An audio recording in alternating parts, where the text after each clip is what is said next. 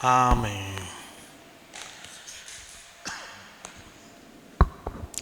Si vamos abriendo nuestras Biblias en el libro de Oseas, en esta tarde continuamos con nuestro estudio en el libro de Oseas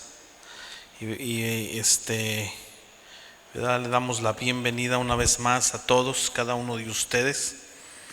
Vamos abriendo en el capítulo número 9.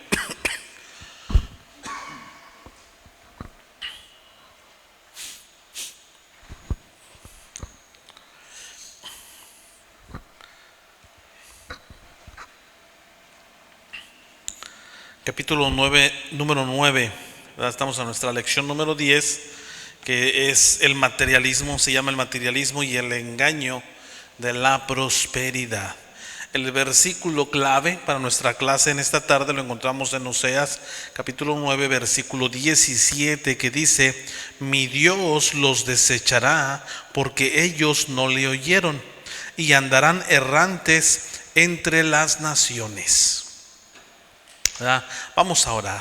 Gracias te damos, bendito Padre Celestial. A ti sea toda la gloria, toda la honra, mi Dios bendito. Padre Santo, ponemos delante tuyo, Señor amado, si hemos pecado, todo pecado de omisión o por comisión, Padre amado, te pedimos que seas tú perdonándolo, limpiándolo, Señor amado, y que podamos presentarnos delante tuyo limpios y sin mancha.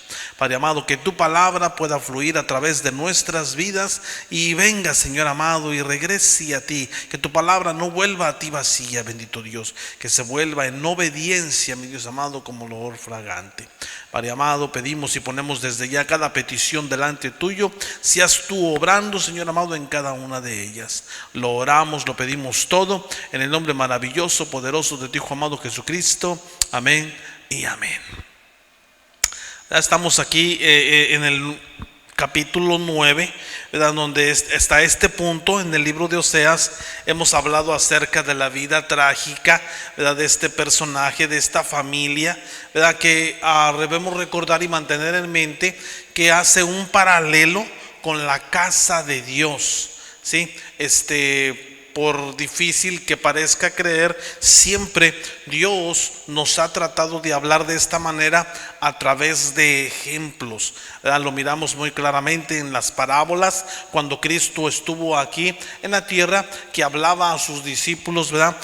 Con parábolas, con ejemplos vividos, ¿verdad? De la vida cotidiana, para que de esa manera lo podamos entender y comprender, ¿verdad? En el momento, la verdad espiritual contenida en su palabra y, ¿verdad? Las consecuencias también que pueden venir, ¿verdad? Todos, cada uno de nosotros tenemos conocimiento, ¿verdad? Acerca de lo que vivimos en una familia, puesto que todos pertenecemos a una familia, ¿verdad? Entonces Dios relaciona, ¿verdad? Eso con su familia, ¿verdad? Con su casa, ¿sí? Hemos aprendido la importancia, ¿sí? Que tiene para Dios la familia, ¿sí? Dentro de su plan, ¿verdad? Cómo Dios comenzó su plan, ¿verdad? Con una familia allá, ¿verdad? En el libro de Génesis, que todos conocemos, a Adán y Eva, ¿sí? Entonces también hemos aprendido en el libro de Éxodo cómo Dios estableció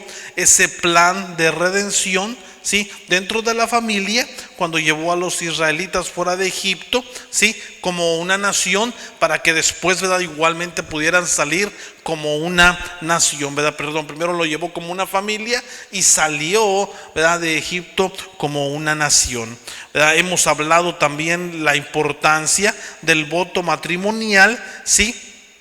Que como este voto matrimonial ata a una familia, la pone junta, ¿sí? Y también sobre el cual Dios pone severas consecuencias, ¿sí? Entonces hay un castigo al romper este voto, ¿verdad? Y todo esto, ¿verdad? Lo encontramos que se habla en el libro de Levítico, en el libro de Números y en el libro de Deuteronomio. Encontramos, ¿verdad? Las consecuencias del romper este voto matrimonial, ¿verdad? Vamos a estar examinando estos conceptos acerca de la familia en este capítulo número 9 que estaremos hablando. Debemos mantener en cuenta que la casa, ¿verdad? La casa de Oseas hace este paralelo con la casa de Dios, y que estos dos desarrollan el plan establecido de Dios, ¿verdad? Y lo encontramos mayormente en los capítulos 2 y 3, ¿verdad? El plan de las privaciones y consecuencias, ¿verdad? Y del amor incondicional.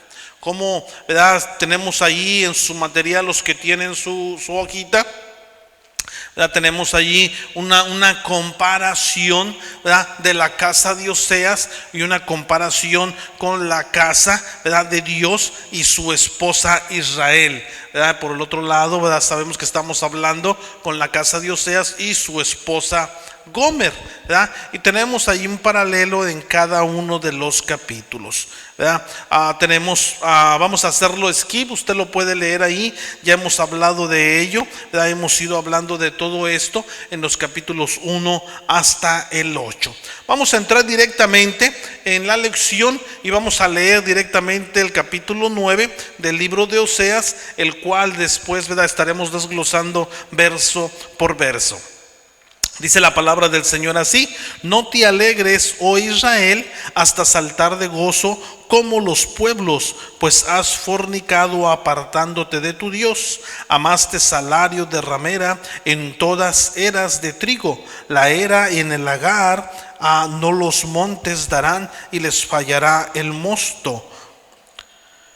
No quedarán en tierra de Jehová, sino que volverá a Efraín, a Egipto y a Asiria, donde comerán vianda inmunda. No harán libaciones a Jehová, ni sus sacrificios le harán gratos. Como pan de enlutados le serán a ellos. Todos los que coman de él serán inmundos. Será pues el pan de ellos para sí mismos. Ese pan no entrará en la casa de Jehová. ¿Qué haréis en los días de solemnidad y en los días de fiesta de Jehová? Porque he aquí fueron ellos a casa de destrucción. Egipto los recogerá, Memphis los enterrará. La ortiga conquistará lo deseable de su plata, y espino crecerá en sus moradas. Vinieron los días del castigo, vinieron los días de la retribución, e Israel lo conocerá. Necio es el profeta e insensato el varón de espíritu, a causa de la multitud de tu maldad y grande odio. Atalaya es Efraín para con mi Dios. El profeta es lazo de cazador. En todos sus caminos odio en la casa de su Dios. Llegaron hasta lo más bajo de su corrupción, como en los días de Gaba. Ahora se acordará de su iniquidad, castigará su pecado. Como uvas en el desierto allá Israel, como la fruta temprana de la higuera en su principio, vi a vuestros padres. Ellos acudieron a Baal, peor se apartaron para vergüenza, y se hicieron abominables como aquello que amaron. La gloria de Efraín volará cual ave, de modo que no habrá nacimientos, ni embarazos, ni concepciones. Y si llegaren a grandes sus hijos, los quitaré de entre los hombres, porque hay de entre ellos también, cuando de ellos me aparte. Efraín, según veo, es semejante a Tiro, situado en lugar delicioso, pero Efraín sacará a sus hijos a la matanza. Dales, oh Jehová, lo que les has de dar. Dales matriz que aborte, pechos enjuntos. Toda la maldad de ellos fue en Gilgal. Allí pues les tomé aberración por la perversidad de sus obras. Los echaré de mi casa, no los amaré más. Todos sus príncipes son desleales. Efraín fue herido, su raíz está seca, no dará su fruto, aunque engendren. Yo mataré lo deseable de su vientre. Mi Dios los desechará, porque ellos no le oyeron, y andarán errantes entre las naciones. La leemos en el primer versículo, ¿verdad?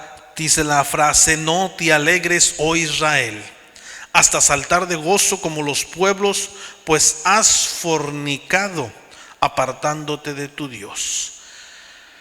Qué tremenda situación. Miramos aquí que Israel no podía disfrutar de sus pecados, ¿verdad?, como otras naciones. ¿Por qué? ¿Verdad? ¿Por qué miramos aquí? No te alegres, ¿verdad? Y miramos, ¿verdad?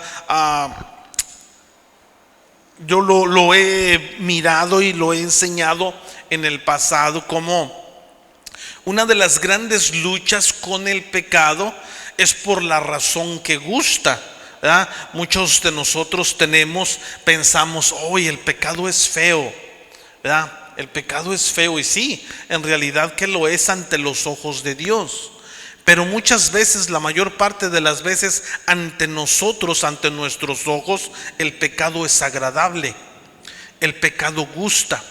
Pero qué increíble que el pecado no lo podemos disfrutar como hijos de Dios. Cuando usted y yo le pertenecemos a Dios, Dios no va a permitir, ¿sí?, que el pecado sea agradable para nosotros. Dios va a hacer que nuestra vida sea miserable, ¿sí?, con la esperanza, obviamente, de que usted y yo regresemos a Dios. Pero recuerde lo que dije: cuando usted y yo le pertenecemos. Por eso también siempre he dicho y siempre he enseñado que usted, como hijo de Dios, nunca se debe de estar comparando con una persona que no es hija de Dios, ¿verdad? Yo recuerdo que esto se lo dije a una persona muy querida para mí, muy cercana a mí, porque esta persona me decía: pero ¿por qué ellos sí tienen y nosotros no? ¿Por qué él esto y aquello y yo no? Le dije: no, usted no puede andarse comparando con una persona que no es hija de Dios, ¿sí? Eso es algo que debemos de tener bien claro. Cuando le pertenecemos a Dios, Dios no va a permitir esto. Y aquí encontramos un principio sumamente importante. El creyente rebelde camina en una senda miserable, ¿sí?, por esta convicción y castigo, para regresar al Señor, ¿verdad? Y ahorita más adelante vamos a ver que puede haber prosperidad, puede haber muchas cosas bonitas, pero eso le va a llevar a la miseria eventualmente, ¿sí? Este es el desenlace de todo este capítulo 9 que estaremos viendo en este día, ¿verdad? A lo mejor las personas pueden decir: ay, mira qué bonito estoy, y eso que no voy a la iglesia, mira qué bien me va, tengo mucho trabajo, tengo mucho dinero. Pero, ¿verdad?, espérese, ¿verdad? Pero recuerde que Dios siempre tiene en su mente, ¿verdad?, que regresemos a Él. El versículo 1, la siguiente parte dice: amaste salario de ramera en todas las eras de trigo. ¿Sí? En la angustia, Israel trataba de llenar ese vacío espiritual con el materialismo, ¿sí? Lo más que trataba de aumentar su economía, lo más miserable que llegaba a ser.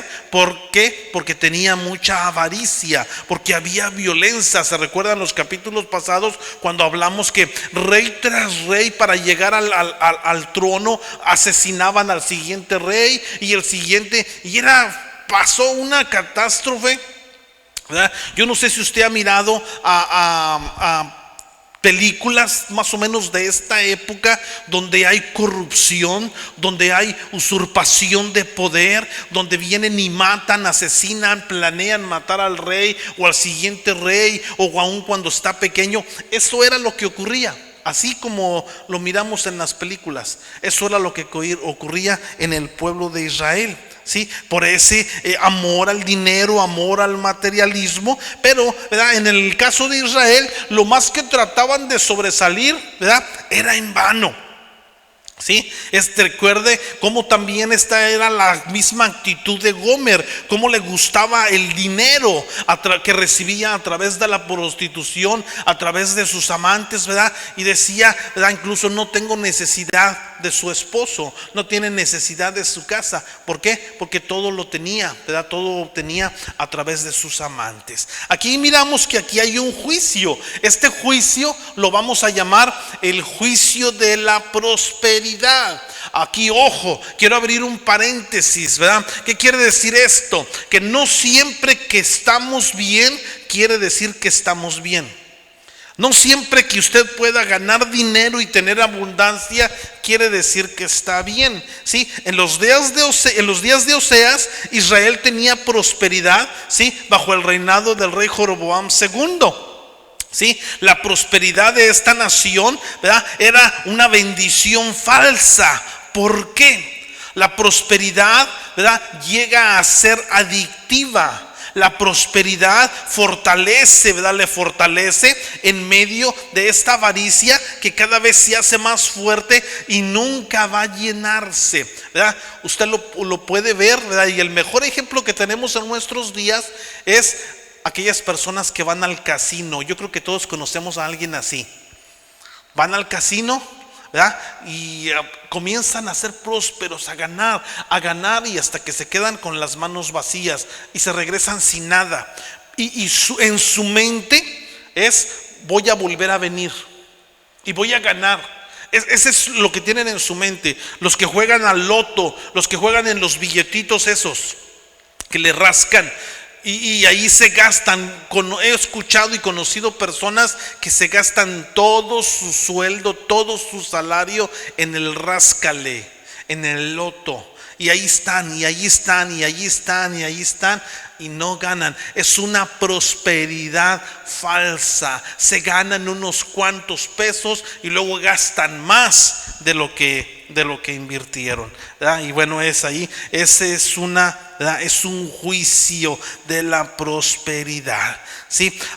Su riqueza, la riqueza, ¿verdad?, que tenían, la riqueza verdadera, ¿verdad? Miramos en el ejemplo de Gomer, la riqueza verdadera venía, en el caso de Gomer, venía de su esposo. En el caso de usted y mío, la verdadera riqueza viene de Dios.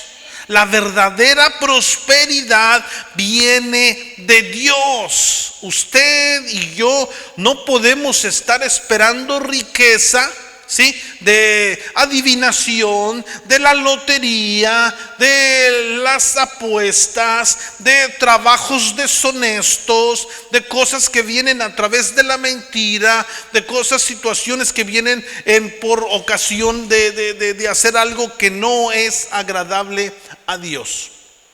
Recuerde, hemos hablado todo esto de poner nuestra confianza en Dios. ¿Sí? Amén. Israel atribuía su prosperidad a los ídolos, ¿sí?, cuando en realidad la riqueza que ellos tenían venía de Dios. ¿Sí? La prosperidad. El Señor nos había puesto, dice la palabra, ¿verdad?, en la tierra prometida, un lugar donde fluía leche y miel. Ellos eran prósperos, lo tuvieron ahí cuando Dios implementaron todos los sacrificios, las fiestas de las cosechas, todas las fiestas solemnes que llevaban a cabo. Todo esto les trajo abundancia que les llevó, ¿sí?, a caer cuando estos se volvieron a los ídolos, ¿verdad? Y eso en el mundo de hoy día, ¿verdad?, eso no tiene para nada, ¿verdad?, que digamos decir, ¿cómo lo negamos?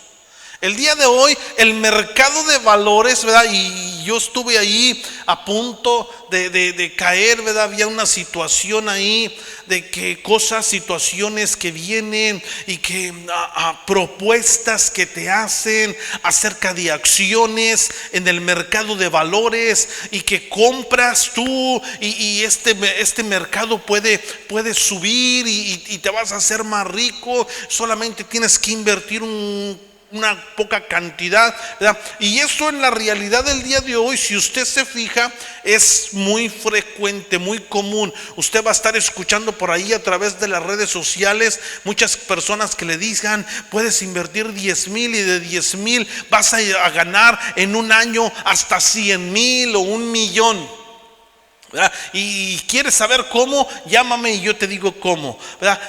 Todo esto es cada vez más frecuente y más grande y más grande y más grande.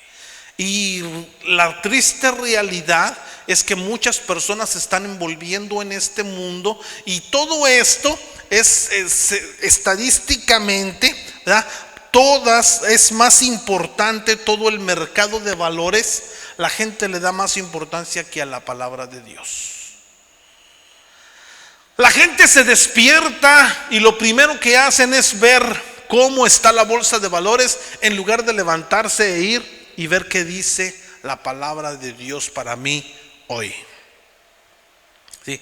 Esa es la triste realidad que estamos viviendo. ¿Sí? El dinero, la prosperidad llegan a ser los dioses para muchas personas en el mundo donde vivimos el día de hoy. ¿Sí? Y nos puede a nosotros atrapar también. Yo le digo, yo estuve a punto de caer, gracias a Dios que no caí, ¿verdad? Y ya es algo que puedo hablar, puedo dar testimonio de ello.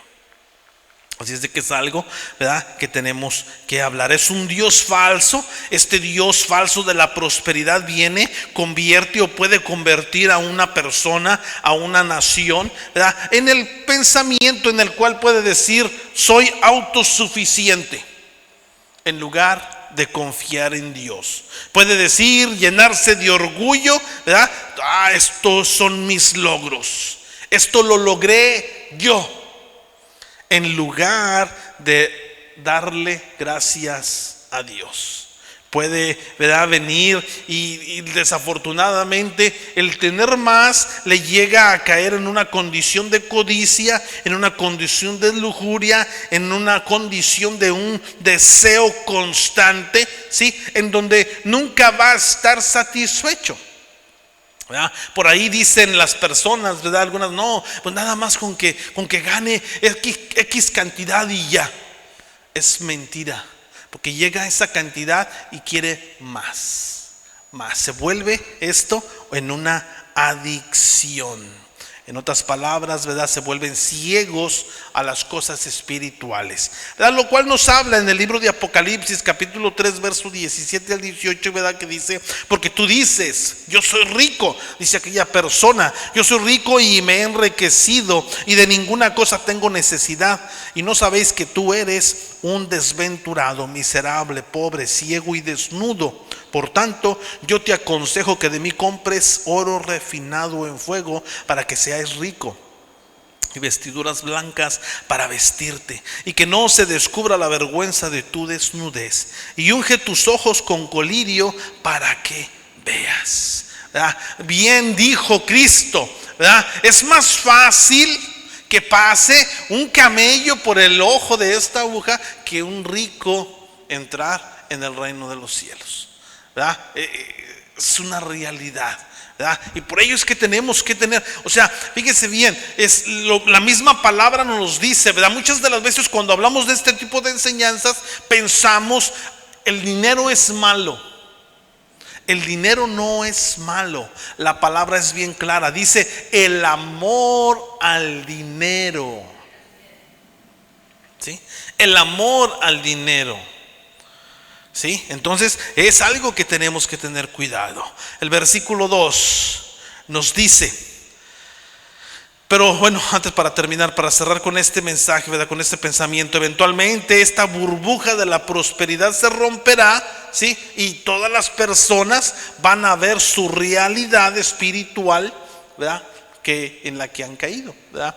Lo cual, ¿verdad?, miramos, sabemos, conocemos la historia de Israel. Cuando esta burbuja de la prosperidad se rompió, ya eran esclavos de Asiria y Babilonia.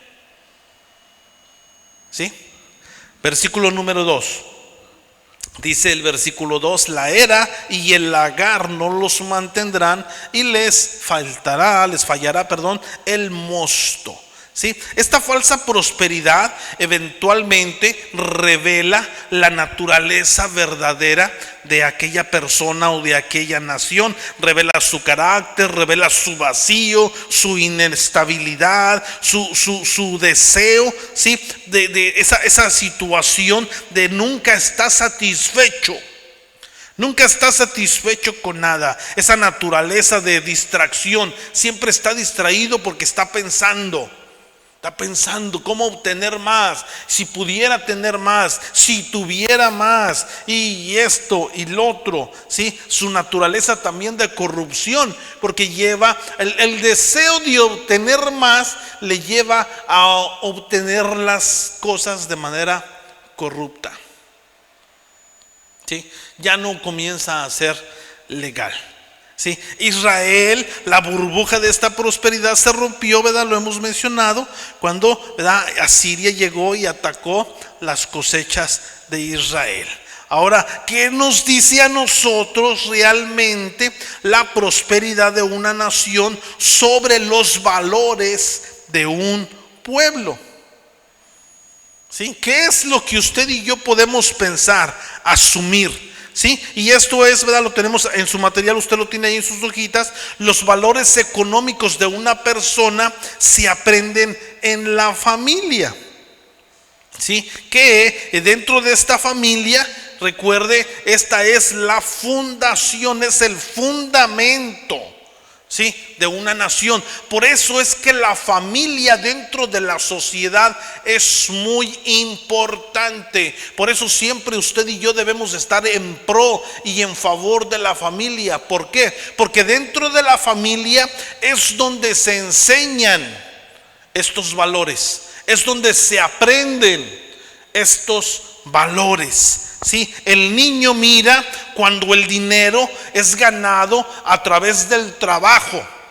Sí, el niño está observando cómo usted trabaja para ganar ese dinero. El niño está mirando si hay falta de honradez. El niño está mirando si hay engaño. El niño está mirando si hay corrupción. El niño está mirando cuando usted abusa de los programas de gobierno. Al fin que el gobierno me da, al fin que el gobierno me mantiene. El niño ve si los padres son buenos mayordomos del dinero que Dios le da o no. ¿Sí? Así es de que usted y yo aprendimos de nuestros padres las prioridades de la vida, ¿sí?, y cómo ganar, cómo gastar el dinero. Usted, sin darse cuenta, o a lo mejor usted se da cuenta, usted le está enseñando a su hijo a ser ahorrativo o a ser un despilfarrador. ¿Sí? Así es de que, ¿verdad?, la familia usa, ¿cómo usa ese dinero? Lo usa para las prácticas del pecado. Usa la familia el dinero para las cosas del Señor. Dentro de la familia se usa el dinero para promover la lujuria y la avaricia. Eso es algo que usted está enseñando. Esos valores los está enseñando usted a su hijo, si es que lo practica. ¿Sí? Eso es algo sumamente importante. ¿Sí? El último estallido de esta burbuja económica, ¿sí?, y el despertar, ¿sí?, de los vecinos de Oseas, ahí dentro del pueblo de Israel, ¿verdad?, fue la destrucción final del reino norteño por parte de Asiria en el año 722 antes de Cristo. Y lo miramos esto, ¿verdad? Quiero que usted esté pensando, cuando estamos pensando, ¿verdad? A mí me gusta mucho traer este tipo de aplicaciones a la vida personal, ¿verdad? Lo podemos aplicar, recuerde, lo podemos aplicar a nuestra vida personal, lo podemos aplicar a la familia, lo podemos aplicar a la familia de la iglesia, y también es aplicable a una nación. ¿Sí? Así es de que tengamos en mente todos estos círculos Todos estos ámbitos que son los ámbitos en los que vivimos, son los ámbitos en los que nos movemos, son los ámbitos en los que nos desarrollamos, en los que crecemos. ¿Sí? Es muy desalentador hasta cierto punto el estar dando este tipo de enseñanzas, de mensajes en la palabra de Dios y ver que no hay muchas personas que están interesados. Usted se puede dar cuenta de eso. Sí, pero más sin embargo tenemos que continuar, ¿verdad? Leemos el mensaje en el libro de Apocalipsis y la iglesia que Dios ama, la iglesia fuerte del Señor, no es una iglesia grande, no es una iglesia de miles donde muchos quieren estar. El día de hoy muchas personas siguen las multitudes, pero esa no es la iglesia que el Señor ama, la iglesia que el Señor alaba. Yo no sé, ¿verdad?, si nosotros estamos haciendo bien o hemos hecho algo mal. No sé. De acuerdo al pensamiento que tengo, la convicción de Dios, creo que estamos bien y que estamos en el camino correcto y que tenemos que seguir adelante. Sí, claro, viene el desánimo. Yo en ocasiones me he sentido desanimado, pero también ha venido la convicción de parte del Señor que me dice: sigue adelante. Esa palabra me sigue recordando, esa palabra que nos dio cuando comenzamos el ministerio: yo estoy contigo. Sí, es una palabra que viene y resuena siempre en mi mente, en mi corazón, y digo: bueno, Señor, vamos a seguir adelante. Y ojalá, ¿verdad?, que estos mensajes, como están siendo grabados y se ven en forma repetitiva a través de las plataformas digitales, que puedan hacer ese eco y que puedan traer y llamar la atención de muchas personas. Sí, esa es nuestra oración, ¿verdad?, que muchas personas lo puedan escuchar. El versículo 3 nos dice, ¿alguien tiene alguna pregunta o comentario hasta aquí? ¿Nadie? El versículo 3 nos dice: no quedarán en la tierra de Jehová, sino que volverá a Efraín, a Egipto y a Asiria, donde comerán vianda inmunda. La mayoría de estos israelitas, ¿verdad?, fueron deportados a Asiria, fueron llevados como esclavos. ¿Sí? Y algunas personas no se quedaron en la tierra prometida, huyeron y fueron directamente hasta Egipto. ¿Sí? Esta burbuja global de la economía, ¿sí?, que eventualmente estalló, ¿verdad?, y en ese tiempo en Asiria, y eventualmente en este tiempo actual que estamos viviendo estallará allá lo que nos dice en el libro de Apocalipsis capítulo 18. Recuerde que tiene un doble cumplimiento. ¿Sí? Así es de que afuera de la tierra prometida, en cautividad, los israelitas en los tiempos de Oseas no pudieron adorar a Dios en la manera que Él les había prescrito, en la manera que Él les había mandado. No pudieron hacer sacrificios de animales porque no tenían el templo. No podían hacer sacrificios sin el templo. No podían mantener los días de las fiestas. Mientras tanto, dentro de la tierra prometida, ¿sí?, incluían las prácticas paganas, que incluían la prostitución, ¿sí?, dentro de las fiestas que Dios había establecido, ¿verdad? Y era una mezcla de situaciones, que todo esto era desagradable a Dios. El versículo 5 dice: ¿qué haréis en el día de la solemnidad y en el día de la fiesta de Jehová? ¿Qué van a hacer? ¿Verdad? Y el día lo vemos, como muchas personas, ¿verdad?, lo miramos el día de hoy en Semana Santa, como hay una mezcla que según de sacrificios, de cosas para Dios que Dios no ha pedido, que Dios no acepta. Y todo esto es desagradable a Dios. Miramos que sucedió en los días de Oseas y lo miramos que sucede el día de hoy. ¿Sí? El versículo 7, ¿verdad?, dice: vinieron los días del castigo, vinieron los días de la retribución, e Israel lo conocerá. Necio es el profeta, insensato el varón de espíritu, a causa de la multitud de tu maldad y grande odio. ¿Sí? Dentro de todo esto que estamos hablando hay dos sistemas. ¿Sí? El sistema religioso, ¿sí? El sistema religioso, el sistema verdadero, que incluye la adoración a Jehová Dios, y el sistema falso de religión, que incluye la idolatría, ¿verdad? Que en el días de Oseas, ¿verdad?, fue establecido por el reino norteño. Sí, pero el día de hoy lo seguimos mirando, donde en apariencia, ¿verdad?, muchas personas dicen, no somos idólatras. Pero entonces, ¿cómo se llama todo el tipo de prácticas que realizan?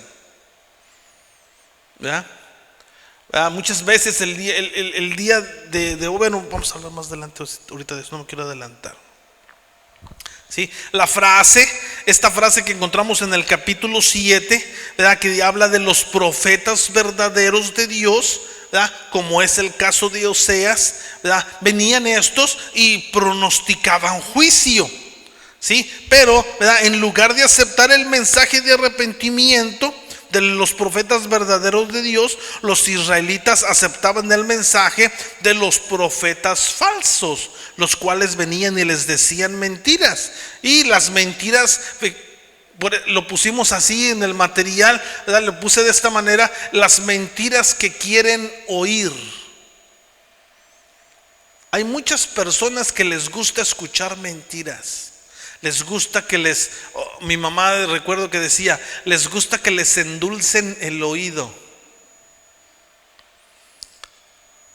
¿Sí? La palabra de Dios es difícil, es en ocasiones difícil de aceptar, es dura, pero es la verdad. Y esa verdad que eventualmente nos va a llevar a la prosperidad que Dios quiere derramar sobre nuestras vidas, a la bendición que Dios quiere traer para cada uno de nosotros. ¿Sí? Los verdaderos profetas de Dios no tenían ningún tipo de problema en hablar la verdad a la gente, aunque el costo de esto era su propia vida. ¿Sí? Recuerde, en aquel tiempo había también un gran asesinato de los profetas de Dios, porque venían, les decían el pecado a las personas, se molestaban y los mataban. La realidad de estos falsos profetas es que eran unos necios dentro de todo este sistema religioso de idolatría, donde estaban locos en la forma del pensar cómo estos ídolos de madera, cómo estos ídolos de piedra podrían librarlos de los enemigos, lo cual no sucedió en ningún momento, puesto que vino Asiria, vino Babilonia y los llevó cautivos. ¿Sí? Podemos ver la comparación de estos dos sistemas religiosos en el versículo 8, ¿sí? Que dice ahí: atalaya es Efraín para con mi Dios, el profeta es lazo de cazador en todos sus caminos, odio en la casa de su Dios. ¿Sí? Los profetas verdaderos de Dios vigilaban como un policía, como un guardia. ¿Sí? Vigilaban para advertir a la gente.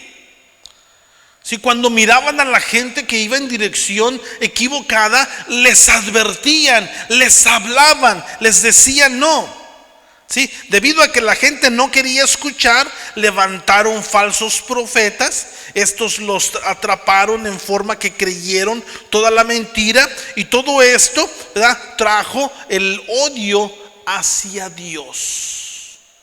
¿Sí? Nadie quería escuchar de un Dios que venía y que les iba a castigar, ¿verdad? Recuerde cómo estaban ellos envueltos en su supuesta prosperidad. Tenemos dinero, somos prósperos. ¿Sí? Podemos, yo me imagino que hasta pensaron, no necesitamos a ese Dios que nos quiere castigar en lugar de que nos quiere ayudar. ¿sí? Esto provocó a los israelitas a un odio hacia Dios, ¿verdad? Y el día de hoy tenemos esos dos sistemas religiosos. Tenemos el sistema verdadero, tenemos el sistema falso. El sistema falso toma muchas formas y variedades de nombres, pero la realidad es que ninguno lleva al pueblo al arrepentimiento y a la salvación. La misma palabra de Dios nos dice: el único camino que lleva a Dios se llama, ¿cómo?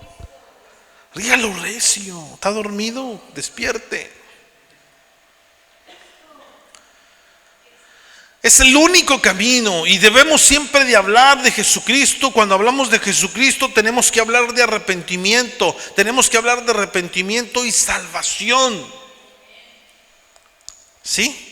La verdadera religión no es una religión en absoluto, es una relación con el Salvador a través de su Hijo Jesucristo.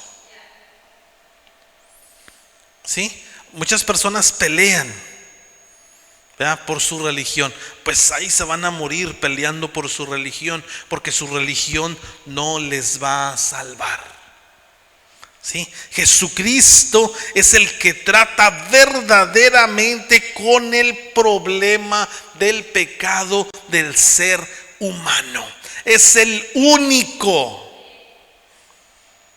¿Sí? El día de hoy hay tantos sistemas, incluso la psicología, y hay un tipo de psicología religiosa. No ayuda para nada.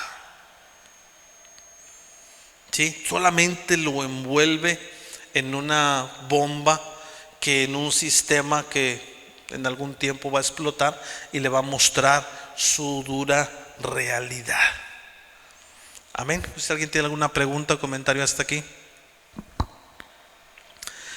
¿Nadie?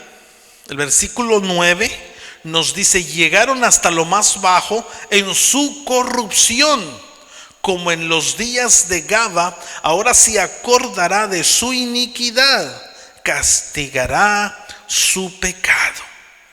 ¿Sí? El peor pecado que cometió Israel, ¿verdad?, ocurrió en la ciudad de Gaba.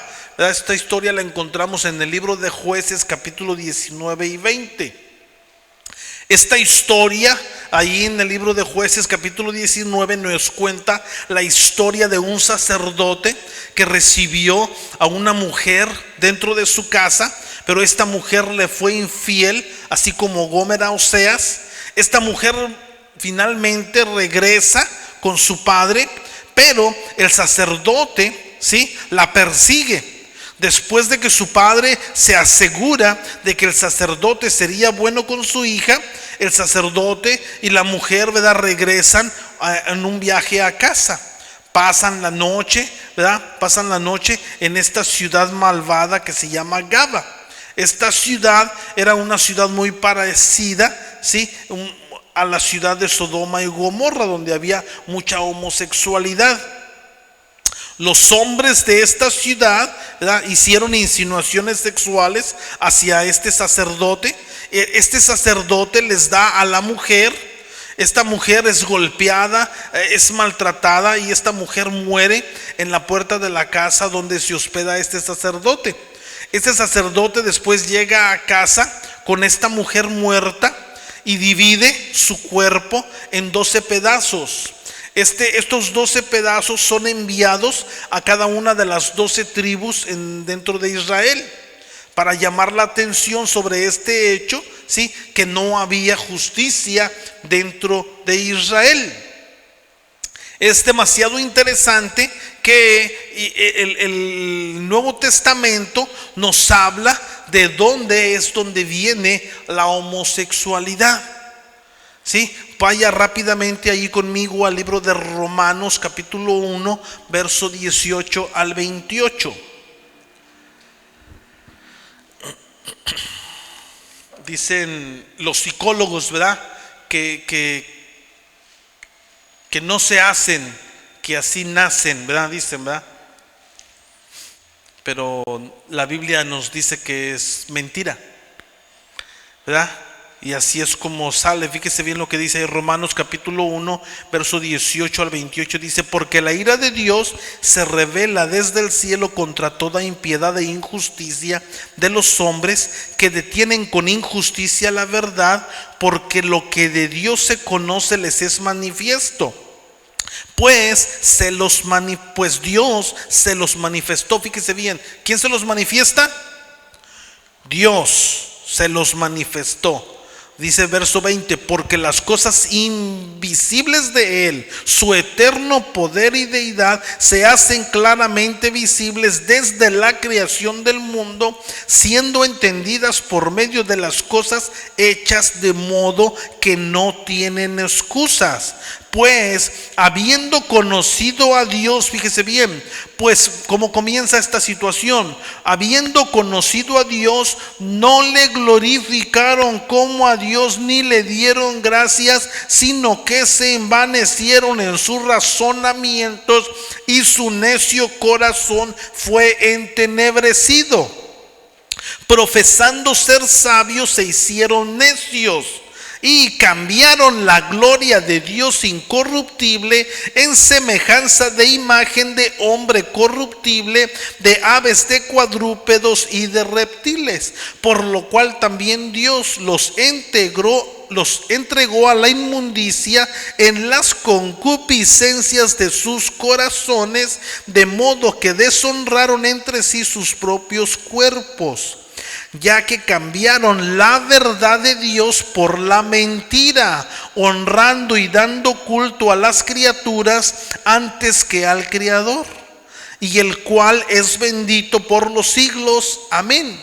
Por esto Dios los entregó a pasiones vergonzosas, pues aún sus mujeres cambiaron el uso natural por el que es contra la naturaleza, y al igual el modo también los hombres, dejando el uso natural de la mujer, se encendieron en su lascivia unos con otros, cometiendo hechos vergonzosos hombres con hombres, y recibiendo en sí mismos la retribución debida a su extravío. Y como ellos no aprobaron tener en cuenta a Dios, Dios los entregó a una mente reprobada para hacer cosas que no convienen. ¿Sí se da cuenta? El no aceptar a Dios y la verdad de Dios lleva a un total desastre. ¿Sí? Ahí las personas, ¿verdad? El humanismo, la psicología, la medicina, según que la ciencia, ¿verdad? Pero pida usted, ¿verdad? Pidamos que nos enseñen esos exámenes. No existen. No existen esos dichosos o famosos exámenes, ¿verdad? de que así nacen, ¿verdad? Es la, ¿verdad?, no aceptación o la negación de Dios, o la negación a la verdad de Dios. La homosexualidad se relaciona directamente, ¿sí?, a los resultados de la idolatría. ¿Sí? Esta es la secuencia que encontramos en el libro de Romanos. Primeramente encontramos que el hombre falla en reconocer a Dios, el hombre falla en la adoración a Dios. Y en lugar de esto, ¿qué es lo que hace? En lugar de esto, el hombre hace sus propios dioses. ¿Sí? Y sin restricción el hombre permite sus lujos, que estos le llevan a los pecados sexuales, ¿sí?, en diferentes formas. ¿Sí? ¿Voy bien? Me regreso. ¿Se da cuenta? Ahí está en la Biblia. ¿Sí? Es lo que encontramos. Los pecados sexuales que corren desenfrenados, sin restricción, terminan en la homosexualidad. ¿Sí? Y eso fue lo que ocurrió, ¿verdad? Lo miramos en el tiempo antiguo en la ciudad de Sodoma y Gomorra. Y el día de hoy, bueno, pues yo no sé si está igual que Sodoma en los tiempos de Sodoma y Gomorra, está peor o igual o no sé, pero es un total desastre. ¿Ven? No sé si alguien tiene alguna pregunta o algún comentario. Los veo como con caras de asustados.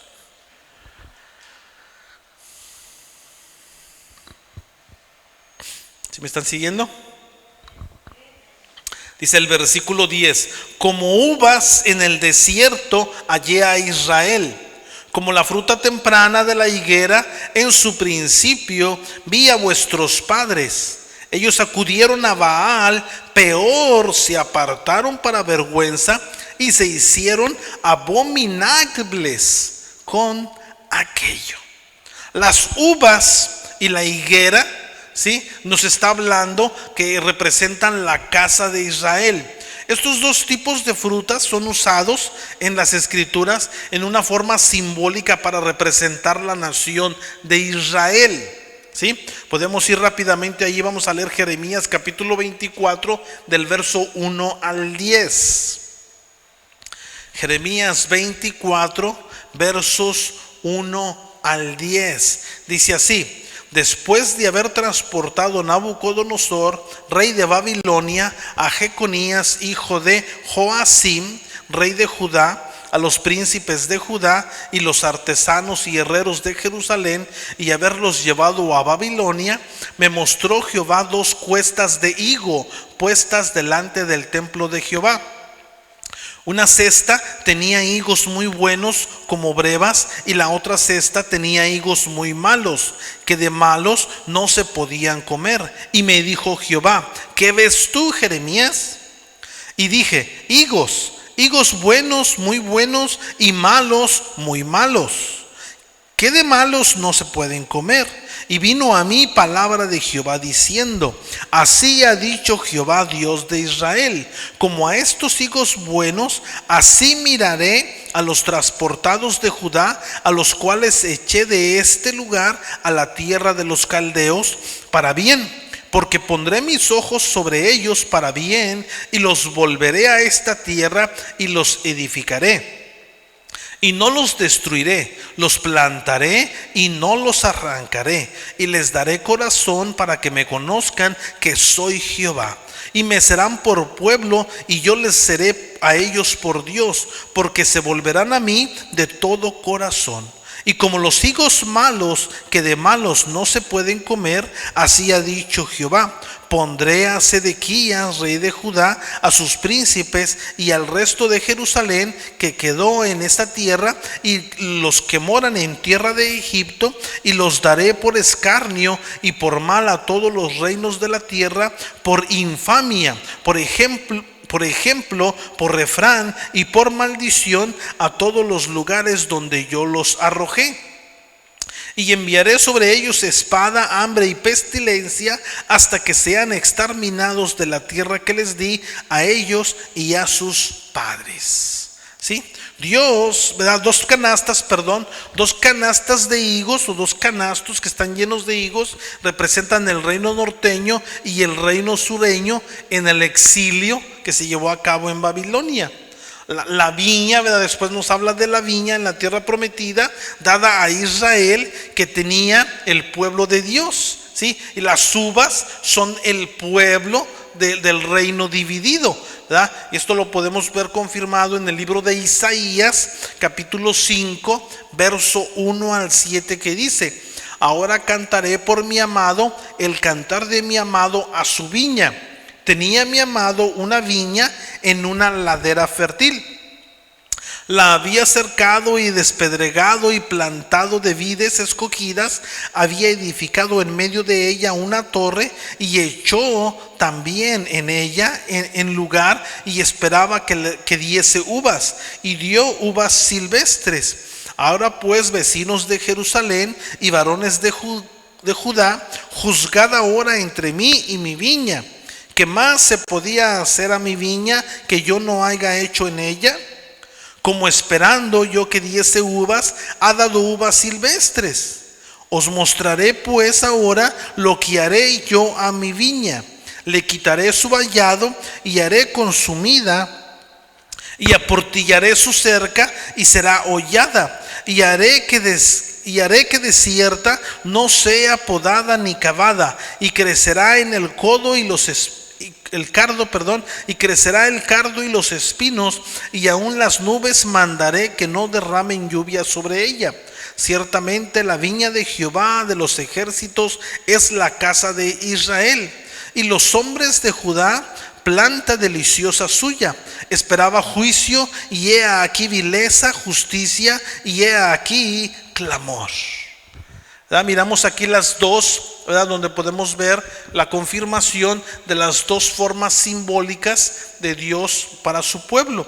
De esta misma manera que Gomer llevaba a sus amantes a una relación, ¿sí?, familiar dentro de su casa, en la casa de Oseas, el rey Acab y Jezabel llevaron todos los ídolos de los Baales, a todos los profetas falsos de Baal, dentro de la casa de Dios. El rey Acab, la reina Jezabel, ¿verdad?, recuerde que eran las autoridades en el reino de Israel. Supuestamente estos dos reyes debían de proteger a la casa de Dios del enemigo, pero ¿qué fue lo que hicieron? ¿Verdad? Los llevaron a las puertas de la idolatría, que esto fue lo que trajo la destrucción para toda la nación. De esta misma manera, ¿verdad?, los padres son la autoridad sobre la casa de Dios. Recuerde, usted como padre, usted en su familia es responsable de lo que entra en su casa. ¿Sí? Oseas, ¿verdad? Miramos en la historia, en los primeros capítulos 1, 2 y 3, Oseas prohibió a Gomer de llevar a sus amantes a su casa, ¿verdad? Oseas aisló a su familia de esta influencia inmoral. De esa misma manera, ¿verdad?, fue lo que hizo Gomer, corrió a sus amantes. Israel, ¿verdad?, corría a sus dioses, ¿verdad? Y usted y yo, ¿verdad?, tenemos aquí, encontramos este principio que encontramos ahí subrayado. El padre es la cabeza del hogar, la posición que es dada por Dios, ¿sí?, como una protección para la familia. Así es de que los padres que me están escuchando, los padres que están aquí, los padres que me están escuchando allá, usted ha sido puesto por Dios como protección para su familia. ¿Sí? La palabra de Dios en Efesios 5:23 nos dice: porque el marido es cabeza de la mujer, así como Cristo es cabeza de la iglesia, la cual es su cuerpo, y Él es su Salvador. En el mismo libro de Efesios capítulo 5, el verso 26 y 27 dice: para santificarla, habiéndola purificado en el lavamiento del agua por la palabra, a fin de que presentársela a sí mismo una iglesia gloriosa, que no tuviese mancha ni arruga ni cosa semejante, sino que fuese santa y sin mancha.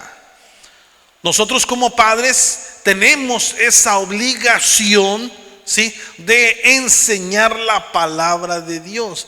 Hay muchos que piensan que la obligación es mía, ¿verdad? Así como pensamos, fíjese qué tan mal estamos en la sociedad. Muchos padres piensan que en las escuelas están para enseñar a sus hijos y cuidarlos y educarlos. Mentira. Así muchas personas piensan acerca de la iglesia y del pastor. El pastor y la iglesia están para cuidar y educar a mis hijos. Yo estoy aquí para enseñarle a usted como padre de familia, y usted como padre de familia es el que aplica los principios dentro de su casa y enseña a su casa. Yo no tengo ninguna autoridad dentro de su casa. El que tiene autoridad dentro de su casa es la autoridad de usted, porque Dios se la ha entregado a usted. Sí, jovencitos que me están escuchando aquí, posteriormente ustedes serán padres también. Y aprendan, absorban todos estos principios para que los puedan aplicar en su casa.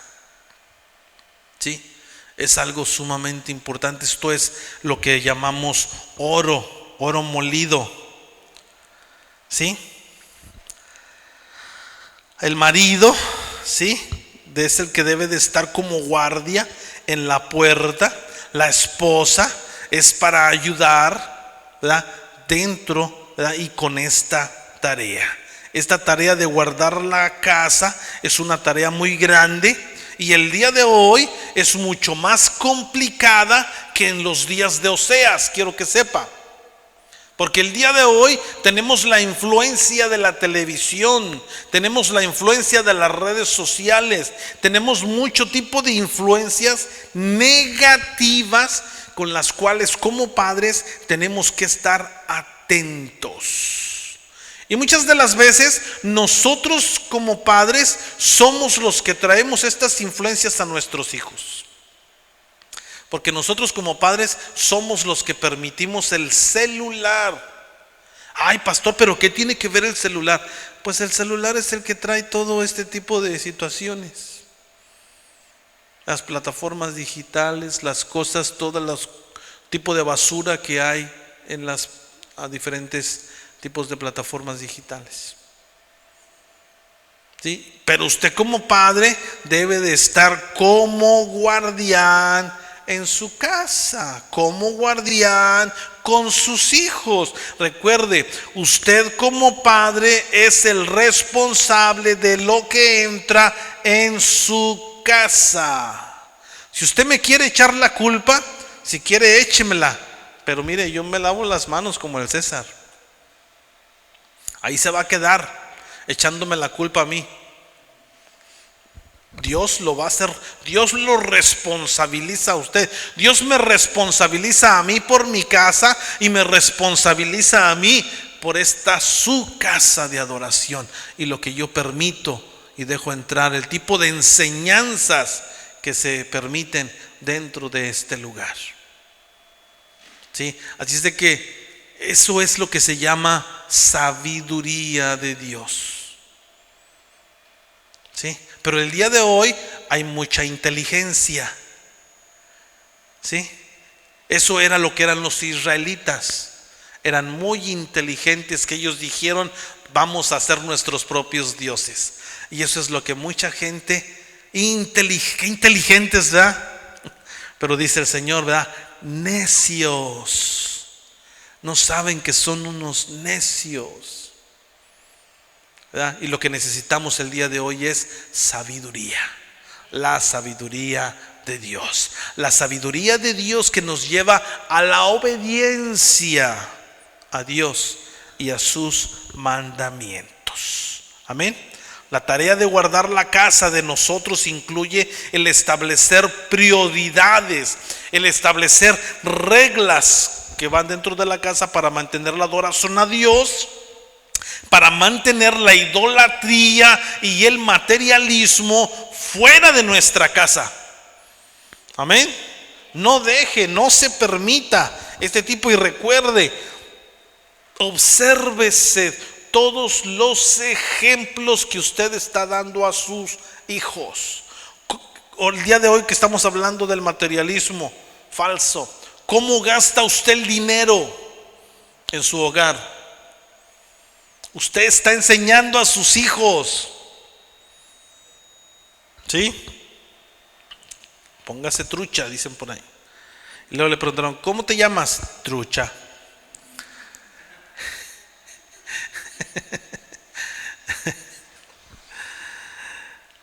Ay, que el Señor nos ayude, ¿verdad? Que nos dé mucha sabiduría. Debemos de notar, ¿verdad?, cómo Dios nos habla en el versículo 12. Nos dice: y si llegaren a grandes sus hijos, los quitaré de entre los hombres, porque hay de ellos también cuando de ellos me aparte.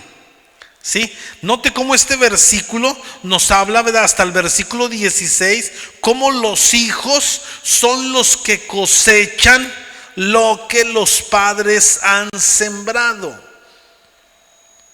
¿Cuántos aman a sus hijos? Yo creo que todos amamos a nuestros hijos, ¿verdad? O por lo menos decimos que los amamos, pero no nos estamos dando cuenta de lo que estamos sembrando en nuestros hijos. ¿sí? Así es de que tengamos cuidado, ¿verdad? Dice el verso 16, ¿verdad? El verso 16 dice: Efraín fue herido, su raíz está seca, no dará más fruto. Aunque engendren, yo mataré lo deseable de su vientre. Imagínese, ¿sí? No habrá más fruto. Los niños, ¿verdad?, no eran excluidos del juicio, ¿verdad?, dentro del cautiverio en Babilonia, ¿verdad? Fueron llevados chicos y grandes. Y el día de hoy, ¿verdad?, recuerde que las consecuencias de lo que nosotros sembramos en nuestro hogar la van a tener nuestros hijos. Efraín, ¿verdad?, según miramos aquí, es semejante a Tiro, dice el versículo 13. Efraín, según veo, es semejante a Tiro, situado en lugar delicioso. Pero Efraín sacará a sus hijos a la matanza, ¿verdad? Es lo que miramos mucho en estos días, ¿verdad? Son muchos los padres que llevan a sus hijos directo, ¿verdad?, como carne de cañón, ¿verdad? Tengamos cuidado, ¿verdad? Tiro, ¿verdad? Miramos aquí los antecedentes de esta ciudad de Tiro. Tiro era un centro comercial en el cual había mucha prosperidad, había mucho comercio. Este comercio era muy bueno, había mucho negocio, ¿sí? Y expandía grandemente, fuertemente el reino norteño, ¿verdad? Pero tenemos aquí la característica del materialismo, la característica de la lujuria, ¿sí? De todo esto dentro del reino norteño hizo que esta parte de prosperidad, todos estos reyes codiciaron cada vez más y más y más, ¿sí? ¿Cuál fue el resultado? El resultado de toda esta prosperidad de materialismo no pudo darles lo suficiente para comprar la paz con Asiria. Recuerda que tenían que venir, ¿verdad? Vinieron ante Asiria, le dijeron: te vamos a pagar por tu protección. Y sí vinieron y les pagaron, pero cada vez se les exigían más y más y más. Y llegó el momento en el cual ya no tenían para pagar. Y más aún, ¿verdad? Asiria mismo vino y bueno, los tomó, ¿sí? La prosperidad del materialismo fue una muleta falsa que los llevó a la matanza, ¿verdad? Porque cada vez, ¿verdad?, Asiria exigía más y más y más este tributo, ¿verdad?, el cual Israel no podía pagar. El tributo que pagaba Asiria, ¿verdad?, se suponía comprar la paz, pero fue todo lo contrario, ¿sí? Los llevó directamente a la destrucción. ¿Y qué fue lo que pasó? No tenían paz ni prosperidad, ¿sí? El resultado de todo esto era una disminución, ¿verdad?, del nacimiento de bebés, ¿verdad?, por causa de que usaban, ¿verdad?, los ritos de la fecundidad de todos los pueblos paganos para aumentar los nacimientos, ¿verdad? Es lo que nos hablan los versos 14 al 16. Dice el verso 15, el Señor dice: los echaré de mi casa. Todo esto era abominable ante los ojos de Dios. Esta frase, ¿sí?, que encontramos aquí, se refiere literalmente a la pérdida de la tierra prometida físicamente, y también se refiere a la relación entre Israel y Dios, ¿sí? Dios no puede tolerar el pecado en su presencia, ¿sí? En la misma manera, Oseas fue forzado para aislar a Gomer de sus hijos, ¿verdad? Oseas protegió, guardó su familia, ¿sí? Dice el verso 17: mi Dios los desechará porque ellos no le oyeron y andarán errantes entre las naciones. Miramos cómo esta cautividad de 70 años en Babilonia fue el principio de lo que se llama la diáspora, ¿sí? Que lo cual conocemos como la dispersación de los judíos por todo el mundo. Los israelitas regresaron a la tierra prometida después de la cautividad, ¿verdad?, pero la mayoría de ellos no regresó a su tribu. Cada uno de ellos, ¿verdad?, ya no conocían, se habían olvidado cuál era la tribu a la cual pertenecían, ¿verdad? Podemos ver buen ejemplo con el caso de María y José. Ellos eran de la tribu de Judá, pero no estaban viviendo en la tierra que fue dada a la tribu de Judá. ¿Sí? Después de esto, otra dispersación ocurrió en el año 70, cuando los romanos, ¿verdad?, destruyeron Jerusalén, el templo, todos los archivos genealógicos que había de la nación. Otra dispersación ocurrió más adelante bajo Hitler en la Segunda Guerra Mundial, ¿sí? Y hoy en día solamente miramos que hay muy pocos judíos que saben cuál es su tribu, ¿sí? Y hay muchos judíos que están fuera de la tierra prometida, ¿sí? Y hay muy pocos judíos que viven dentro de la tierra prometida. Amén. ¿Una pregunta o comentario hasta aquí? Ya vamos a terminar. ¿Nadie? Que dicen, mejor no pregunto ni comento porque luego se hace la clase más larga. Ya vamos a terminar. Ya vamos a terminar, vamos a entrar directamente al resumen y la aplicación. Hemos discutido, hemos hablado acerca del materialismo, cómo esta es una bendición falsa, ¿verdad? Y en realidad es un engaño para el pueblo, trayendo un sentimiento equivocado de seguridad, ¿sí? Hemos hablado también cómo la casa de cada creyente debe de ser protegida por los padres, ¿sí? Y cada padre son responsables de establecer estándares, prioridades para cada uno de los hijos, para guardarlos contra la idolatría moderna del materialismo, ¿sí? Hablamos también la escritura, cómo nos da esa seguridad, ¿sí? En la escritura, como la seguridad falsa es una burbuja económica que eventualmente, ¿verdad?, va a explotar, ¿sí? En nuestro tiempo que estamos viviendo el día de hoy, ya comenzamos a ver, ¿sí?, este tiempo de materialismo con toda esta crisis que estamos viviendo en el mundo actual. Pero fíjese bien, esta crisis que estamos viviendo es una advertencia directa, ¿sí? Es una advertencia directa que encontramos dentro de las escrituras, ¿sí? Esta crisis actual en la economía, ¿sí?, va a traer esta situación que eventualmente el día de hoy no se compara para nada, ¿sí?, que con el desplome económico que va a venir en los últimos tiempos, ¿sí? Así es de que lo peor, ¿verdad?, va a venir en el tiempo, ¿verdad?, que hemos dicho aquí, que en el cual profetizó, ¿verdad?, Oseas. Romanos 13:8 nos dice, ¿verdad?, y cada uno de nosotros, ¿verdad?, somos responsables de tomar el consejo de las escrituras. Romanos 13:8 nos dice, no debáis a nadie nada, sino el amaros los unos a los otros. Proverbios 22:7 dice, el rico se enseñoreará de los pobres, ¿sí? La Biblia siempre nos invita a salir de las deudas. Lucas capítulo 12 verso 31 dice, busca primeramente el reino de Dios y su justicia. Lucas 6:38 dice, dad y se os dará. La palabra de Dios siempre nos invita a darle a Dios, ¿sí? Donde Dios nos promete una prosperidad, ¿sí?, adecuada, en la cual no nos va a llevar a la miseria. Así es de que pensemos, reflexionemos cómo y qué estamos viviendo, protegiendo nuestra casa. ¿Cómo estamos enseñando a nuestros hijos? ¿Sí? Y hagamos caso de estos dos principios que aprendimos el día de hoy. Hagamos caso, abramos nuestros ojos a esa burbuja, ¿verdad?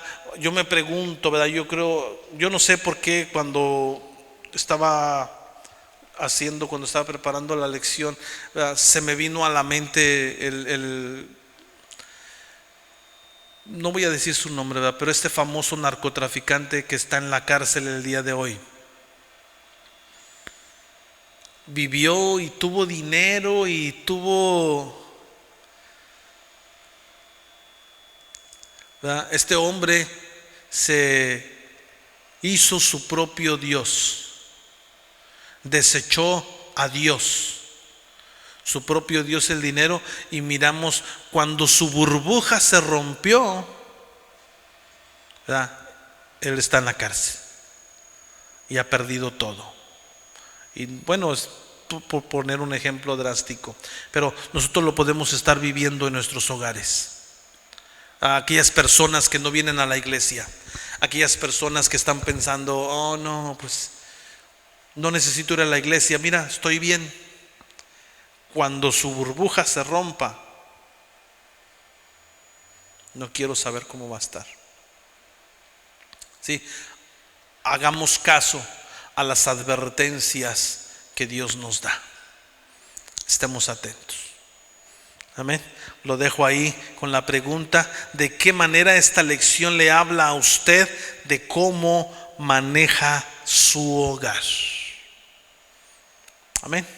Vamos a orar y entrego el tiempo a mi esposa, que nos va a llevar en el tiempo de oración, y rápidamente terminamos. Gracias te damos, Padre Santo, bendito Dios, te damos toda la gloria, toda la honra.